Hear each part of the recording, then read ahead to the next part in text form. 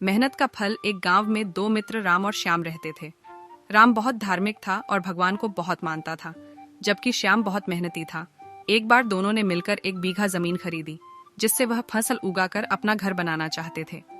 श्याम तो खेत में बहुत मेहनत करता, लेकिन राम कुछ काम नहीं करता, बल्कि मंदिर में जाकर भगवान से अच्छी फसल के लिए प्रार्थना करता था।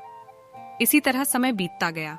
कुछ समय बाद खेत की फसल पककर तैयार हो गई, जिसको दोनों ने बाजार ले जाकर बेच दिया और उनको अच्छा पैसा मिला। घर आकर श्याम ने राम को कहा कि इस धन का ज्यादा हिस्सा मुझे मिलेगा, क्योंकि मैंने खेत में ज्यादा मेहनत की है। यह बात सुनकर राम बोला, नहीं, धन का तुमसे ज्यादा हिस्सा मुझे मिलना चाहिए, क्योंकि मैंने भगवान से इसकी प्रार्थना की, तभी हमको अच्छी फसल हुई। भगवान के बिना कुछ संभव नहीं है। जब वह दोनों इस बात को आपस में नहीं सुलझा सके तो धन के बंटवारे के लिए दोनों गांव के मुखिया के पास पहुंचे। मुखिया ने दोनों की सारी बात सुनकर उन दोनों को एक एक बोरा चावल का दिया, जिसमें कंकड़ मिले हुए थे। मुखिया ने कहा कि कल सुबह तक तुम दोनों को इसमें से चावल और कंकड़ अलग करके लाने हैं, तब मैं निर्णय करूंगा कि इस धन का ज्यादा हिस्सा किसको मिलना चाहिए।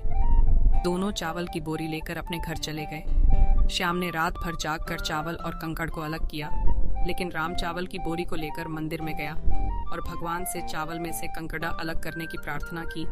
अगले दिन सुबह श्याम जितने चावल और कंकड़ अलग कर सका, उसको ले जाकर मुखिया के पास गया, जिसे देखकर मुखिया खुश हुआ। राम वैसी की वैसी बोरी को ले जाकर मुखिया के पास गया। मुखिया ने राम को कहा कि दिखाओ, तुमने कितने चावल साफ किए हैं।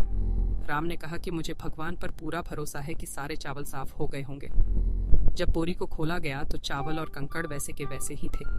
जमींदार ने राम को कहा कि भगवान भी तभी सहायता करते हैं जब तुम मेहनत करते हो। जमींदार ने धन का ज्यादा हिस्सा सोहन को दिया।